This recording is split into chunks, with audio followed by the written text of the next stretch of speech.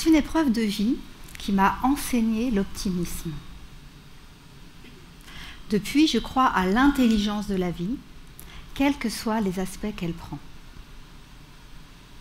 À la base, moi, je suis pessimiste. Mes parents m'ont appris pour mon bien qu'il fallait être sérieuse en toute chose, que tout était important, au cas où. Cette anxiété permanente ne m'a pas immunisée des problèmes, ni m'a protégée face à une réelle épreuve. Le jour où un accident a pris une partie de mon apparence physique, une partie de mon visage, j'ai été placée dans un tel état de dépouillement qu'il ne servait à rien de lutter. Je n'avais que à me laisser conduire par ce que me proposait la vie. Bienheureux les fêlés, car ils laissent passer la lumière. Et depuis, c'est cette lumière, cet optimisme, que je place au service des entreprises que j'accompagne et des futurs psychanalystes, psychothérapeutes que je forme. Lors de leur premier rendez-vous avec un patient, je leur propose cette phrase. Qu'est-ce qui vous fera dire que vous n'aurez plus besoin de moi? Cela permet au patient de formuler une situation déjà résolue et de se tendre inconsciemment vers elle, tel un arc. Quelle audace! Imaginez, la raison pour laquelle la personne consulte est déjà résolue. Et vous? C'est comme dans la chanson, je me voyais déjà en haut de l'affiche. Vous prenez maintenant une situation difficile. Qu'est-ce qui vous fera dire qu'elle est résolue? Qu'est-ce que vous voyez? Qu'est-ce que vous entendez? Qu'est-ce que vous ressentez? Gardez cette image et ces ressentis, car ils vous serviront tout au long de votre parcours de résolution. Cela rejoint une loi quantique selon laquelle l'observateur modifie l'expérience. C'est fort, hein? Si je modifie mon regard sur la situation, j'en modifierai l'issue. Si je m'oriente de tout mon être vers une situation, alors je lui donnerai les chances d'advenir. Avez-vous entendu? J'ai dit de tout mon être, et pas seulement avec mon corps qui ressent, qui perçoit, et pas seulement avec ma tête qui prévoit, qui gère, qui anticipe. Et c'est là où est toute la difficulté de l'optimisme, qui ne se décrète pas, qui ne se capitalise pas. On ne peut que lui dire oui et s'ouvrir à lui. Une épreuve, comme un divorce, un licenciement, un accident, est toujours une rupture par rapport à ce qui était prévu. Quand dans ma vie parfaitement bien réglée est intervenu le choc de l'accident, je n'avais rien d'autre à faire que de me laisser porter et en disant oui à ce qui venait. Ça ne servait à rien de lutter contre l'événement, parce que j'y aurais perdu mes dernières forces. Et dire oui, même si ça fait mal, même si c'est insupportable, ce n'est pas du courage. C'est juste qu'il n'y a rien d'autre à faire. Dire oui à ce qui est fonctionne également au quotidien. Les choses ne se passent pas telles que vous aimeriez qu'elles se passent. C'est un grand classique. Oui, c'est rageant. Mais imaginez 2 secondes à l'enfer si nos vies étaient régies par la cacophonie de nos égos respectifs. Dire oui à ce qui est revient à s'effacer au profit de l'intelligence de la vie. Et souvenez-vous, ce n'est pas que ma volonté soit faite. Imaginez, je vais très mal. Je suis au fond du gouffre. Et en plus, je dois être optimiste. Bah, non. L'optimisme, c'est léger. Ça procède d'un allègement. Donc, enlevons ce qui l'entrave, plutôt que de se rajouter une exigence de plus. D'ailleurs, les personnes souhaitent souvent plus d'énergie pour avancer, être remotivées, reboostées, redynamisées, alors qu'elles ont déjà besoin de desserrer la pédale du frein, plutôt que de chercher à appuyer sur l'accélérateur. Dire oui à ce qui est, y compris à notre part d'ombre. Les théories New Age éludent très facilement notre part d'ombre. Pas seulement nos gros défauts, mais les parties de nous parfaitement inavouables. Et si vous les ignorez, rassurez-vous, l'épreuve va vous les désigner. Un des intérêts de l'épreuve, c'est qu'elle sollicite en nous les parts profondes, celles auxquelles on n'aurait pas accès dans l'ordinaire. Et le paradoxe, autant la difficulté ou l'épreuve me place dans un grand sentiment de solitude, parce qu'il n'y a que moi qui puisse me lever le matin, autant en puisant en moi et à l'intérieur de mes ressources, je me sens particulièrement reliée à tout ce qui m'entoure et aux autres. Si je prends l'exemple des 7 nains de Walt Disney, en moi, il y a une personne timide, qui doute, une partie fragile, une partie qui sait tout de la life. Si je fais le tour de mes 7 nains, de mes 7 gros défauts, de mes 7 petitesses, et que je les accueille avec tendresse, je serai capable de faire la même chose avec les défauts des autres. Avez-vous remarqué que lorsque vous avez fait la paix avec votre grincheux interne, les râleries des autres vous énervaient nettement moins?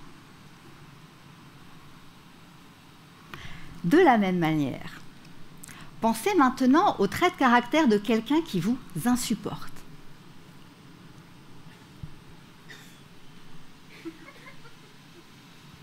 Bravo! Vous avez gagné un nain interne à aller voir et à aller consoler. Car vous ne pouvez voir chez les autres que ce que vous avez déjà en vous.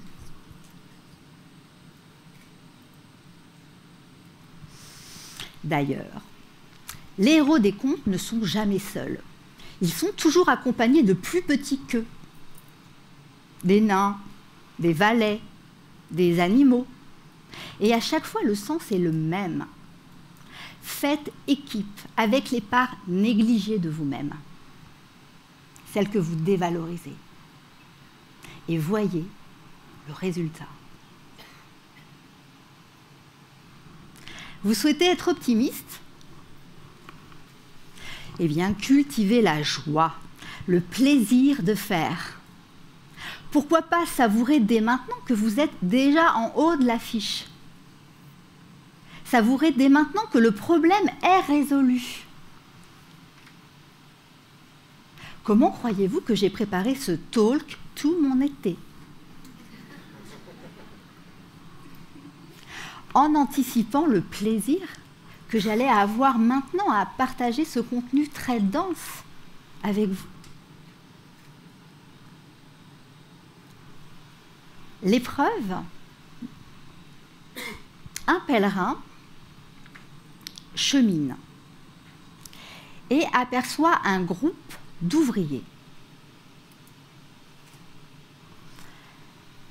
en train de travailler. Que faites-vous Ben, ça se voit, on est en train de construire un mur. Le pèlerin poursuit sa route et aperçoit un autre groupe d'ouvriers dans la même situation, mais plus joyeux cette fois-ci. Et il leur pose la même question. Nous sommes en train de construire une cathédrale. Moralité. Même les actions simples, humbles du quotidien, porteuses de sens sur le long terme, utiles à d'autres, génèrent de l'optimisme et diffusent autour d'elles de la joie.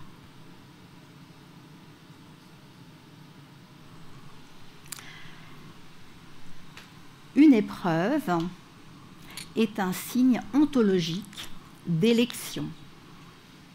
Elle nous choisit pour révéler notre grandeur.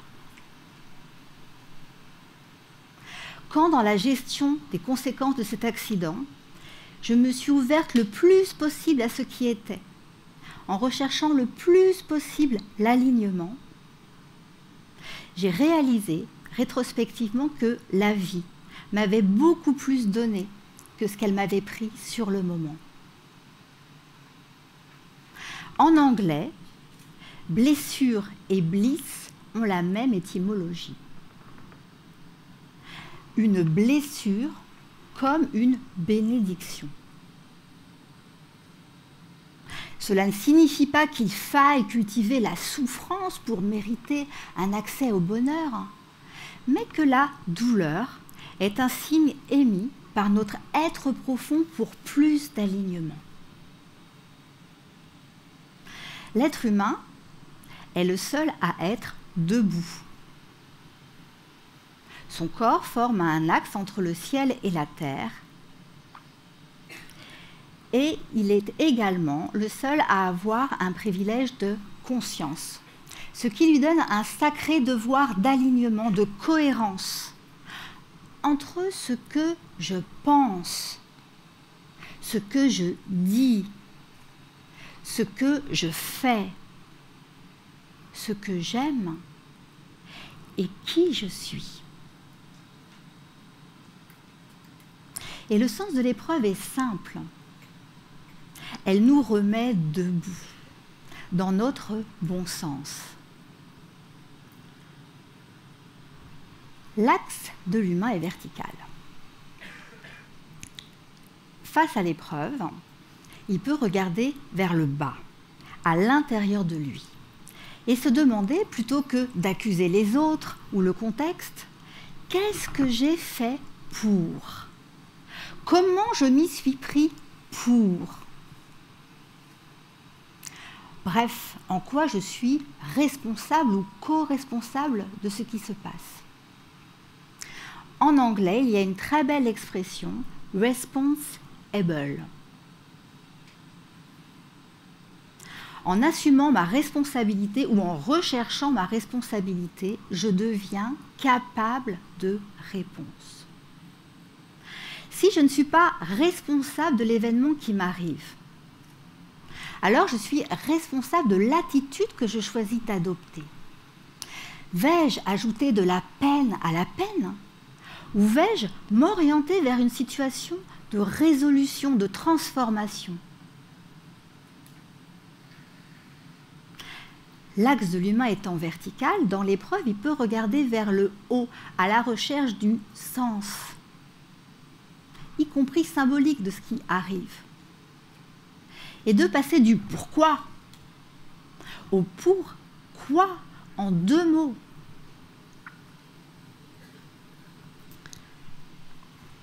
Une fois l'épreuve traversée, nous sommes grandis, renouvelés, alignés et complètement rincés. Elle a fait tomber tout ce qui était obsolète. Sans destruction, pas de régénérescence. Et ça, c'est très difficile de le faire admettre, qu'il faut faire le vide pour faire le plein. que le plein de nouveau est proportionnel au vide consenti. Et que l'épreuve nous aide bien malgré nous à faire ce vide. Pour autant, quand on fait ce travail, en recherchant l'alignement ou à accueillir le plus possible ce qui est, qu'est-ce que l'optimisme est généreux. Il octroie bien plus que ce que l'on espérait. Notre héros des contes, non seulement a délivré la princesse, ce qui était pour lui un but élevé, mais elle tombe amoureuse de lui et l'épouse. Jamais au départ il n'avait tablé là-dessus. Avec tous ses gros défauts, il se sentait complètement insignifiant. Mais son parcours, plein d'audace et de courage, l'a récompensé. Et c'est exactement la même chose au niveau interne. Quand je fais équipe avec mes nains, quand j'embrasse mon crapaud, ma grenouille, ce qui était laid devient charmant. Et j'accède au royaume de mon humanité,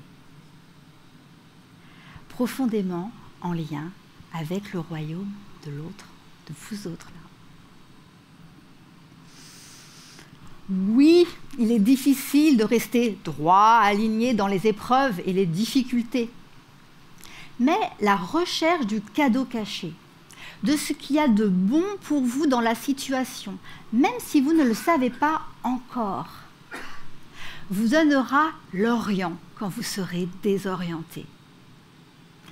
Et vous regarderez là vers où le soleil se lève toujours. Et depuis cette nuit, depuis cette soirée, je vous souhaite une belle journée.